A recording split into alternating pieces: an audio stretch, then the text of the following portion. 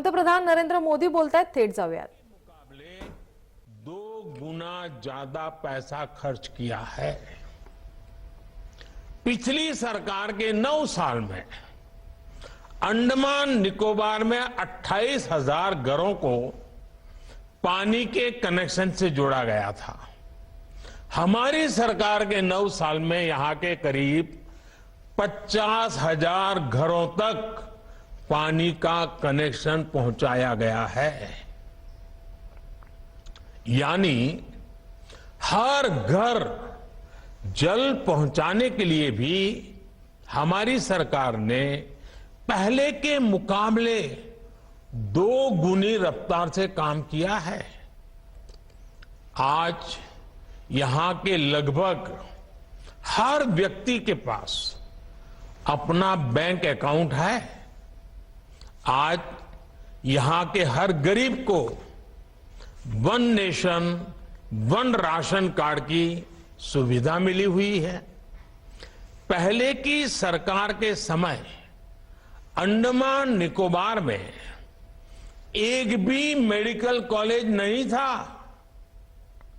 ये हमारी सरकार है जिसने पोर्ट ब्लेयर में मेडिकल कॉलेज की स्थापना की है. पहले की सरकार के समय अंडमान निकोबार में इंटरनेट सैटेलाइट के भरोसे ही था. हमारी सरकार ने समंदर के नीचे सैकड़ों kilometre submarine optical fibre cable बिछाकर इस परेशानी को दूर कर दिया है. साथियों, अंडमान निकोबार में हो रहा सुविधाओं का ये विकास यहां के टूरिज्म को गति दे रहा है. जब मोबाइल कनेक्टिविटी बढ़ती है तो टूरिस्ट भी बढ़ते हैं. जब हेल्थ इंफ्रास्ट्रक्चर सुधरता है तो टूरिस्ट का आना जाना और बढ़ जाता है. जब एयरपोर्ट पर सुविधाएं बढ़ती हैं तो टूरिस्ट यहां आना पसंद करता है. जब रोड अच्छी होती है तो टूरिस्ट अपने इलाके में ज्यादा से समय बिताता है. इसलिए ही अंडमान निकोबार आने वाले टूरिस्टों की संख्या अब 2014 के मुकाबले 2 गुनी हो गई है. यहां स्नॉर्केलिंग, स्कूबा डाइविंग, सी क्रूज जैसे एडवेंचर के लिए आने वाले टूरिस्टों की संख्या भी बढ़ रही है. और साथियों, मेरे अंडमान निकोबार के भाई बहन सुन लीजिए, ये तो अभी शुरुआत है. आने वाले सालों में ये संख्या कई गुना बढ़ने वाली है. इससे अंडमान निकोबार में रोजगार, स्वरोजगार की नई संभावनाएं बनने वाली है.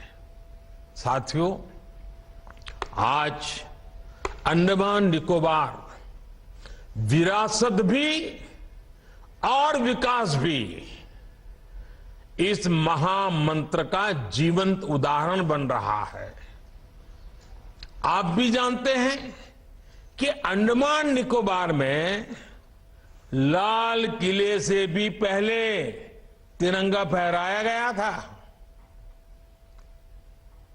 लेकिन फिर भी यहां सिर्फ गुलामी के ही निशान दिखते थे. ये मेरा सौभाग्य है कि साल 2018 में मैंने अंडमान में उसी स्थान पर तिरंगा लहराया जहां नेताजी सुभाष ने झंडा फहराया था. ये हमारी ही सरकार है जिसने रॉस आइलैंड को नेताजी सुभाष का नाम दिया. ये हमारी ही सरकार है जिसने हैवलॉक और नील आइलैंड को स्वराज और शहीद आइलैंड का नाम दिया है. हमने ही 21 द्वीपों का नामकरण देश के लिए पराक्रम दिखाने वाले वीर पराक्रमी सपूतों के नाम, परम वीर चक्र विजेताओं के नाम पर किया है। आज अंडमान निकोबार के ये द्वीप पूरे देश के युवाओं को देश के विकास की नई प्रेरणा दे रहे हैं। साथियों,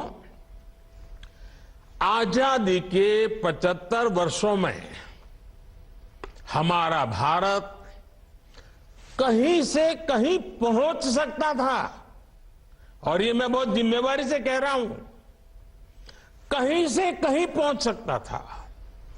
हम भारतीयों के सामर्थ्य में कभी कोई कमी नहीं रही है, लेकिन सामान्य भारतीय के इस सामर्थ्य के साथ हमेशा भ्रष्टाचारी और परिवारवादी पार्टियों ने अन्याय किया। आज देश के लोग 2024 चुनाव में फिर एक बार हमारी सरकार वापस लाने का मन बना चुके हैं, निर्णय ले चुके हैं। ऐसे में भारत की बदहाली के जिम्मेदार कुछ लोग अपनी दुकान खोलकर बैठ गए हैं। इन्हें देखकर मुझे एक कविता की कुछ पंक्तियां याद आती हैं। एक कवि महाशय ने अवधी में लिखा था, ये अवधी भाषा में लिखी गई कविता है। गायित कुछ है, हाल कुछ है, लेबिल कुछ है, माल कुछ है। 24 के लिए 26 होने वाले राजनीतिक दलों पर यह बड़ा फिट बैठता है। गायित कुछ है, हाल कुछ है, लेबिल कुछ है और माल कुछ है। यानी गाना कोई और गाया जा रहा है, जबकि सच्चाई कुछ और है। लेबल किसी और का लगाया गया है, जबकि प्रोडक्ट कुछ और ही है। इनकी दुकान की यही सच्चाई है। इनकी दुकान पर 2 चीजों की गारंटी मिलती है।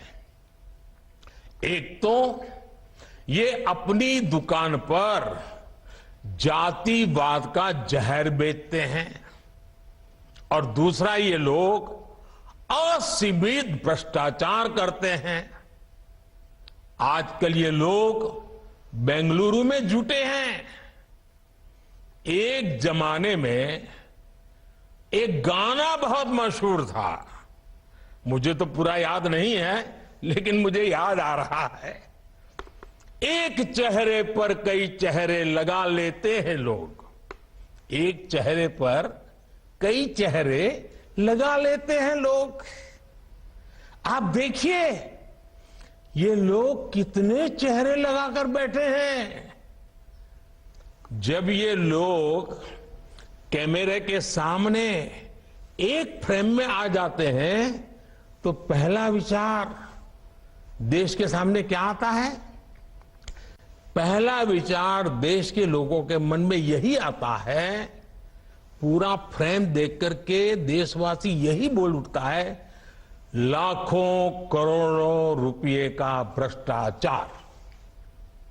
इसलिए देश की जनता कह रही है कि ये तो कट्टर भ्रष्टाचारी सम्मेलन हो रहा है, कट्टर भ्रष्टाचारी सम्मेलन हो रहा है। ये लोग गा कुछ और रहे हैं, हाल कुछ और है, इन्होंने लेबल कुछ और लगाया हुआ है, माल कुछ और है। इनका प्रोडक्ट है 20 लाख करोड़ रुपए के घोटाले की गारंटी।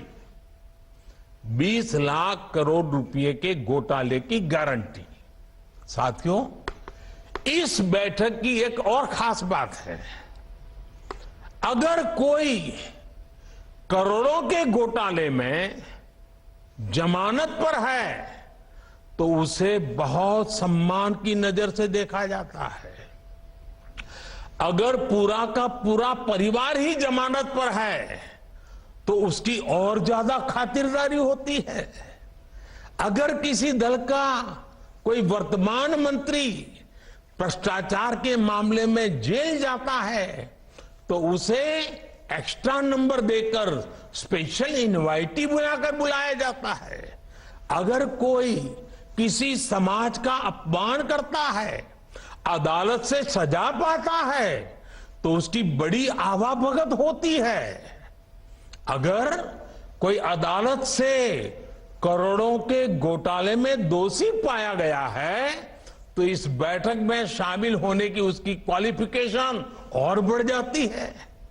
बल्कि ये लोग तो उससे मार्गदर्शन मांगते हैं।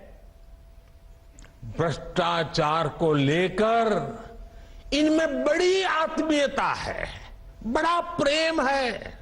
इसलिए 20 लाख करोड़ रुपए के भ्रष्टाचार की गारंटी देने वाले ये लोग बड़े प्रेम से, बड़ी आत्मीयता से आपस में मिल रहे हैं।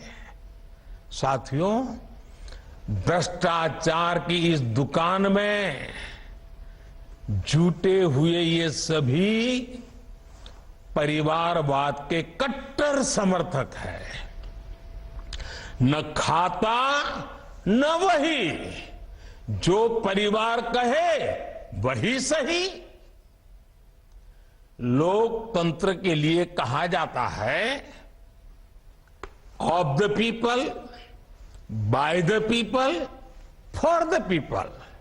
लेकिन इन परिवारवादियों का मंत्र है of the family, by the family, for the family. Family first, nation nothing. इन लोगों का मोटो है, इनकी यही प्रेरणा है। ये लोग देश के लोकतंत्र को, देश के संविधान को अपना बंधक बनाना चाहते हैं। इनके लिए मैं यही कहना चाहूंगा, नफरत है, नफरत है, घोटाले हैं, नफरत है, घोटाले हैं, तुष्टीकरण है, मन काले हैं। नफरत है, घोटाले हैं, तुष्टीकरण है, मन काले हैं। परिवारवाद की आग के दशकों से देश हवाले हैं। साथियों, इनके लिए देश के गरीब के बच्चों का विकास नहीं, बल्कि अपने बच्चों का, अपने भाई भतीजों का विकास मायने रखता है। आजकल आप देखते हैं कि देश में स्टार्टअप बढ़ रहे हैं। हमारे युवा बड़ी संख्या में पेटेंट करा रहे हैं, ट्रेडमार्क रजिस्टर करा रहे हैं। स्पोर्ट की दुनिया में मेरे देश के नौजवान छाए हुए हैं, बेटियां कमाल कर रही हैं।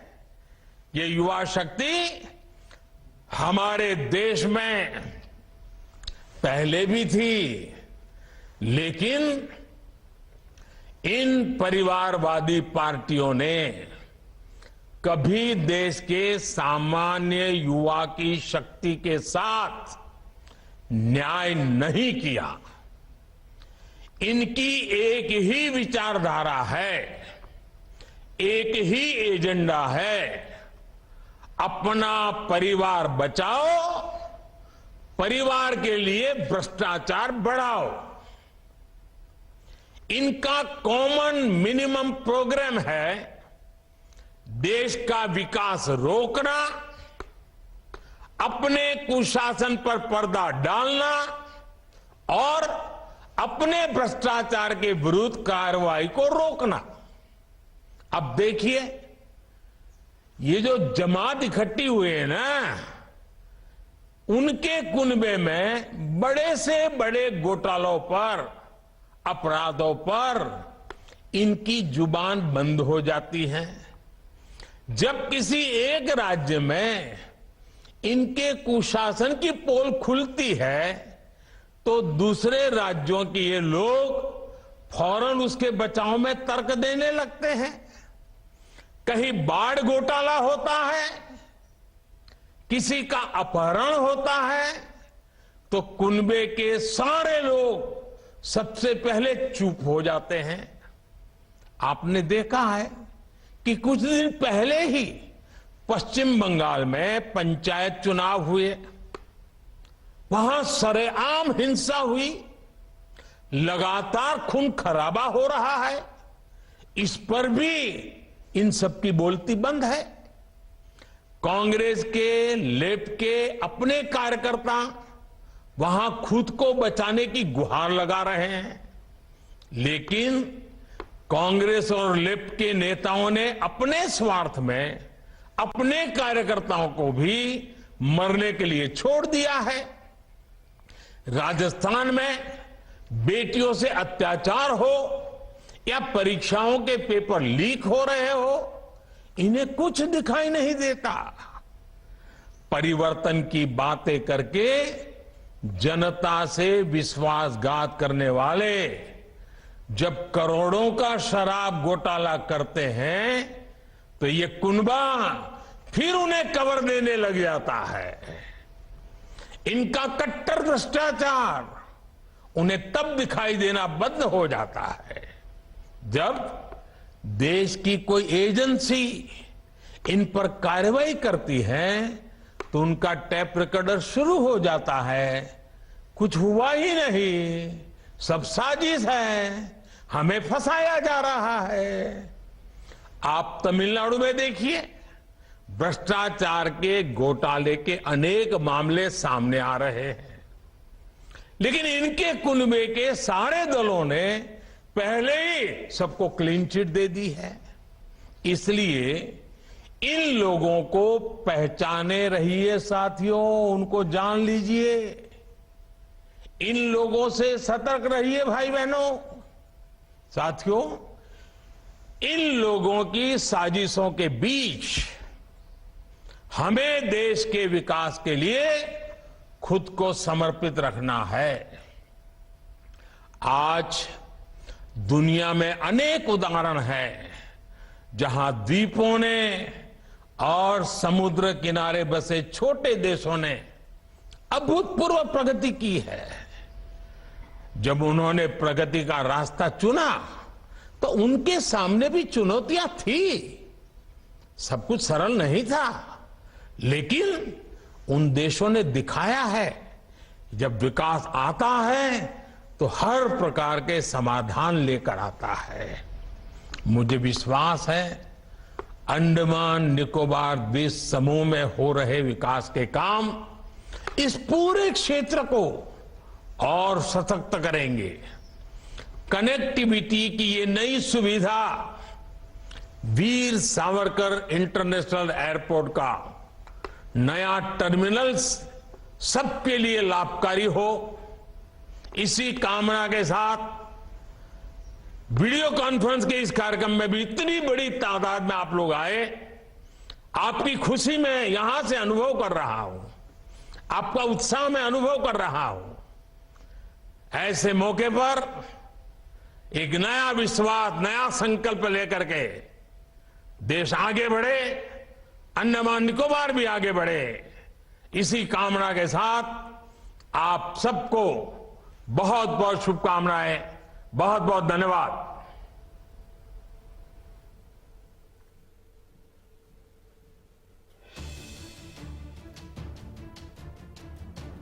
पंतप्रधान नरेंद्र मोदी हे बोलत होते। स्वातंत्र्यवीर सावरकर आंतरराष्ट्रीय विमानतळाचे लोकार्पण यावेळी पंतप्रधानांच्या हस्ते झाले। अनेक मुद्द्यांवरती, अनेक विकास कामांवरती त्यांनी भाष्य केलं आहे। देशात चाललेल्या घडामोडींवरती त्यांनी भाष्य केलंय. एक कुटुंब जामिनावर फिरतंय असं पंतप्रधान मोदी यांनी म्हटलंय. काँग्रेसवर मोदींनी यावेळी टीका सुद्धा केली आहे. सध्या देशात सुरू असलेल्या विकास कामांवरती त्यांनी भाष्य केलंय. स्वातंत्र्यवीर सावरकर आंतरराष्ट्रीय विमानतळाचं लोकार्पण पंतप्रधान यांच्या हस्ते झालेलं आहे. व्हिडिओ कॉन्फरन्सिंगद्वारे पंतप्रधान हे उपस्थित होते.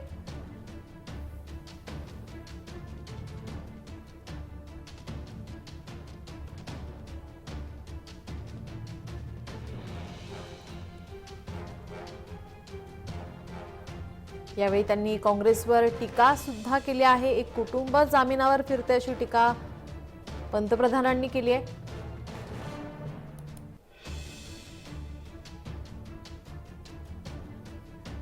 पश्चिम बंगाल हिंसाचारावर पंतप्रधान मोदींनी यावेळी टीका केली. देशात सुरू असलेल्या घडामोडींवरती त्यांनी भाष्य केलंय.